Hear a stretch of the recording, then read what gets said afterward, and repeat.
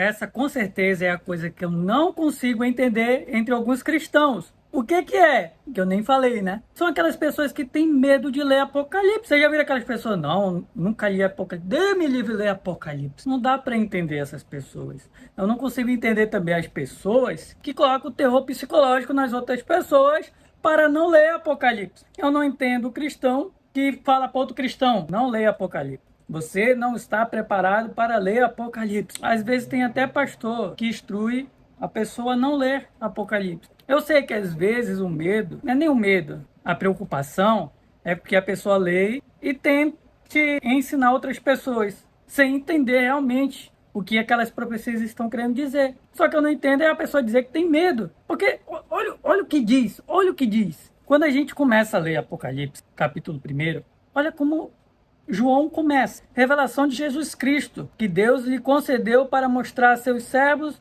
o acontecimento que em breve deve se realizar e que ele, por intermédio do seu anjo, expressou ao seu servo João. Primeira coisa, Jesus não revelou a João à toa, ele revelou para que nós, os cristãos, os seus servos, aqueles que o seguem, saiba o que vai acontecer, o qual comprovou tudo quanto viu da palavra de Deus e o testemunho de Jesus Cristo. Aí olha o que diz, olha o que diz. O livro que talvez você tenha medo, olha o que ele diz. Bem-aventurado, ou seja, felizes. Bem-aventurados que leem, bem como os que ouvem as palavras dessa profecia e obedecem às orientações que nela estão escritas, porquanto o tempo desses eventos está às portas. Feliz, como é que você vai ter medo? Se a palavra diz feliz são aqueles que leem. Então por que você não lê? Bem-aventurados que leem, bem-aventurados que ouvem. E não somente isso, bem-aventurados os que obedecem às orientações que lá está. Então isso é graça de Deus para nós. Ele não deixou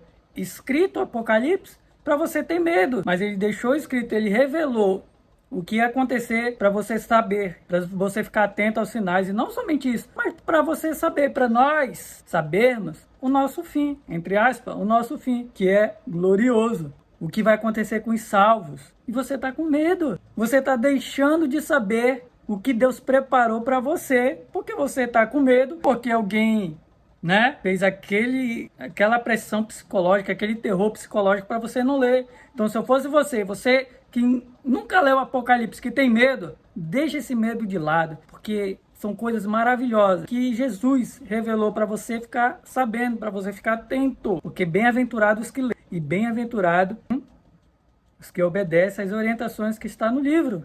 Então leia, sem medo de ser feliz, leia e saiba o que Deus preparou para você, o que Deus preparou para a igreja, o que Deus preparou para os salvos. Eu te convido para ler Apocalipse.